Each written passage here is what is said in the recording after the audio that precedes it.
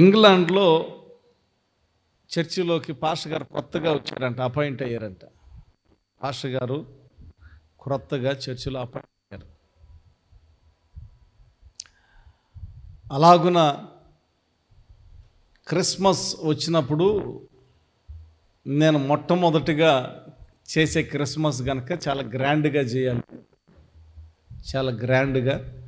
చేయాలని ఉన్నటువంటి యవనస్తులందరినీ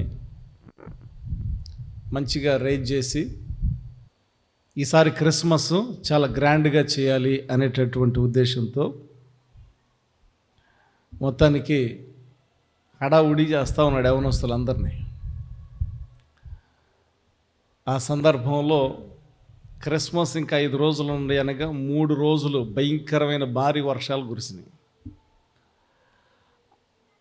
లోన ఇల్లు డెకరేట్ చేసింది అంత మంచిగానే ఉంది, కానీ వెనకమాల గోడ, ఆ భారీ వానలకి వెనకమాల గోడ కూలిపోయింది. వెనకమాల గోడ వరకే కొంచెం ఇదయ్యేసరికి చర్చి మొత్తం అప్సెట్ అయిపోయింది. ఏం చేయాలి రే, ఏదో మంచిగా డెకరేషన్ చేద్దాం అనుకుంటే గోడ కూలిపోయింది, ఏదైనా ఒకటి మంచిగా చేద్దాం అనుకున్నాను, నేను వచ్చిన సరే ఇట్లా క్రిస్మస్ జరగటం అని బాధపడుతూ ఏదో ఒకటి కనీసం టెంపరీగా అయినా బ్యాక్గ్రౌండ్ ఏదైనా సెట్ చేద్దామని చెప్పి ఆ చర్చి స్టోర్లోకి వెళ్ళి చూస్తే అన్ని తీయంగా ఒకటి పెద్ద కార్పెట్ ఒకటి దాని మీద డిజైన్ చేసింది. అదంతా ఈ స్టోర్ రూములు పడేసరికి బూజు పట్టిపోయి ఉంది. మంచిగా డిజైన్ కుట్లు అల్లి ఉంది. దాన్ని తీసుకొని బయటికి తీసుకొచ్చి దాన్ని దులిపి చక్కగా క్లీన్ చేసి బ్యాక్గ్రౌండ్లో సెట్ చేశారు. ఆ తర్వాత దాన్ని తీసుకొచ్చి బ్యాక్గ్రౌండ్లో సెట్ చేసిన తర్వాత వాళ్ళకి కొంచెం హ్యాపీగా ఫీల్ అయ్యారు. ఈసారి కొంచెం లోటు ఉందనుకున్నాను, ఏదో మొత్తానికి ఈ కార్పెట్ ద్వారా సెటరేట్ అయిపోయింది, దేవునికి స్తోత్రం అని హ్యాపీగా అక్కడున్న ఆ బజార్ నెక్స్ట్ గల్లీ మొత్తం డోరు టు డోరు కొట్టి ఇన్వైట్ చేస్తూ ఉన్నారు. ఒక ఇంట్లో ఒక ముసలామె ఉంది. అమ్మా అని డోర్ కొట్టిన తర్వాత ఆ బయటకు వచ్చింది. అమ్మ, ఈసారి క్రిస్మస్ చాలా గ్రాండ్గా చేస్తున్నాం, మీరు ఖచ్చితంగా రావాలి అని అంటే, నేను 10 సంవత్సరాలు అయింది చర్చికి వచ్చి. ఎన్ని సంవత్సరాలు? 10 సంవత్సరాలు అయింది నేను చర్చికి రావట్లా. కారణం ఏంటంటే, ఈ జర్మనీ యుద్ధంలో, హిట్లర్ యుద్ధంలో మా ఆయన చనిపోయాడు. ఏమయ్యాడు? మా ఆయన చనిపోయాడు. నాకు దేవుడు ఏం చేశాడు, నా కుటుంబం మా ఆయన చనిపోవటం మొత్తం చల్లాచెదరైపోయింది. నా ఇల్లు కూడా అమ్మేసుకున్నాను. ఇప్పుడేదో రెంట్కుంటా ఉన్నా. సో దేవుడు నాకేమి ఇచ్చాడు, నాకేమి ఇవ్వలా.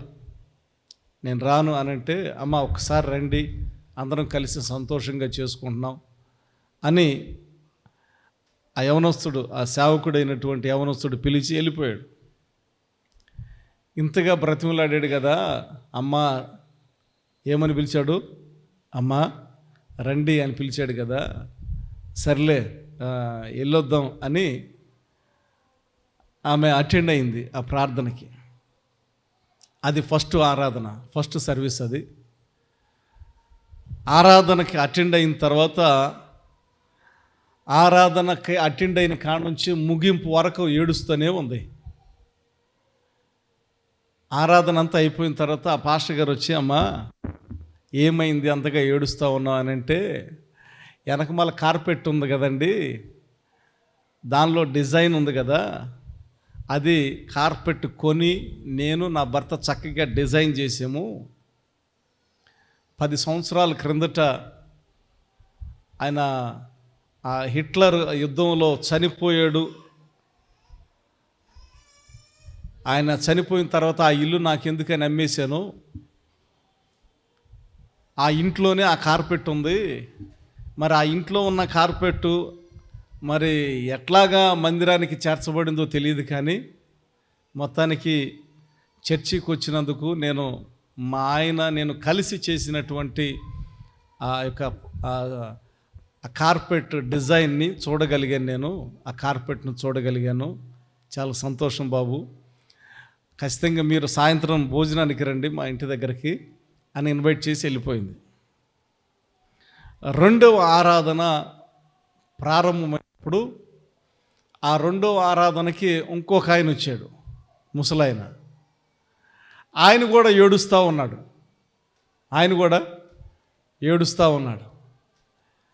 ఆరాధన అంతా అయిపోయిన తర్వాత, అయ్యా మీరు ఎందుకు ఏడుస్తున్నారు అని అంటే, ఆ వెనకమాల కార్పెట్ ఉంది కదండి, అది 10 సంవత్సరాల క్రిందట నేను నా భార్య కలిసి ఆ డిజైన్ చేసాము. నేను యుద్ధంలో 2 సంవత్సరాలు అయింది, మరలా తిరిగి నా దేశం రావటానికి 2 సంవత్సరాలు టైం పట్టింది. కొంతమంది అయితే నేను చనిపోయాను అనుకున్నారేమో. తీరా నా ఇంటికి వెళ్ళిన తర్వాత నా భార్య అక్కడ లేదు, ఆ ఇల్లు అమ్మేశారు అని చెప్పారు. ఇంక నేను చేసేది ఏమీ లేక నా భార్యను తలుచుకుంటా కాలం గడుపుతూ ఉన్నాను. సో ఈ క్రిస్మస్ రోజు నేను ఇక రెండవ ఆరాధనలో పాలు పంపులు పొందటం వల్ల కనీసం నా భార్యని నేను చూడలేకపోయినా, నా భార్య నేను కలిసి డిజైన్ చేసిన కార్పెట్ నేను చూడగలిగాను. చాలా సంతోషం. అనగానే ఈ పాస్టర్ గారికి ఆగల, మీరు రండి, ఎక్కడికి పోలేదు, మీ భార్య ఇక్కడే నెక్స్ట్ గల్లీలోనే ఉంది అని భార్య దగ్గరికి తీసుకెళ్ళాడు. ఇది ఏదో కథ కాదు కానీ జరిగినటువంటి ఒక సంఘటన. క్రిస్మస్ అనగా మనం ఏదైతే కోల్పోయామో దానిని మరలా తిరిగి సమకూర్చగలిగినటువంటిది క్రిస్మస్. క్రిస్మస్ గురించి చాలా మీనింగ్స్ ఉన్నాయి.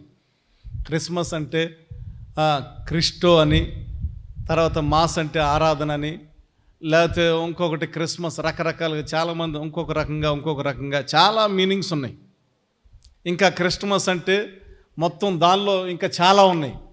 క్రిస్మస్ ట్రీ అని, శాంటాక్లాస్ అని, గొర్రెల కాపర్లని, నక్షత్రాలని ఉన్నాయలేవా, నక్షత్రాలని, జ్ఞానులని, ఇంకా బెత్లెహేము సందడని, ఇంకా గొర్రెల కాపరులు చెప్పుకున్నాం కదా. రకరకాలుగా ఇవన్నీ చెప్పుకుంటూ ఉంటాం. వాటిలో ఒక ప్రత్యేకత ఏంటంటే కోల్పోయిన దానిని తిరిగి ఇవ్వటానికి యేసయ్య వచ్చాడు. ఏం మనం కోల్పోయాము అనంటే దేవునితో సహవాసాన్ని కోల్పోయాం. ఏం కోల్పోయాం? దేవునితో సహవాసాన్ని కోల్పోయాం. ఆదాము తన యొక్క అవిధేయత వల్ల,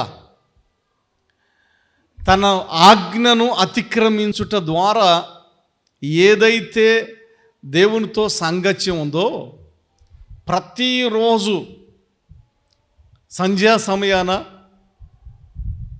దేవునితో సహవాసం ఉండేదో,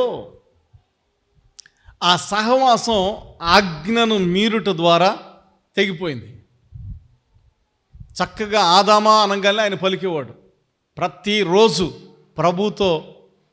నాకు అనిపిస్తూ ఉంది, అసలు ఇవన్నీ జరగకుండా ఆదాము కూడా ఆ పొజిషన్లోకి వెళ్ళకుండా చక్కగా దేవుని మాట విని ఉంటే మనం కూడా దేవునితో మనం దేవునితో ఉండేవాళ్ళమేమో. ఈ ప్రాసెస్ కనుక జరిగితే ఇట్లా పాడుకునేవాళ్ళం. ఇందాక పాడుకున్నాం కదా, ఆనందమే పరమానందమే ఆశ్రయపురమైన యేసయ్యా నీలో. కొన్నిసార్లు ఇట్లా పాడుకుంటాం, మళ్ళీ బాధ రంగాలనే పాట మారిపోద్ది. ఎన్ని కష్టాలు కలిగినను ఆనందం పక్కన పోద్ది. నన్ను కృంగించే బాధలెన్నో, ఎన్ని నష్టాలు వాటిల్లినా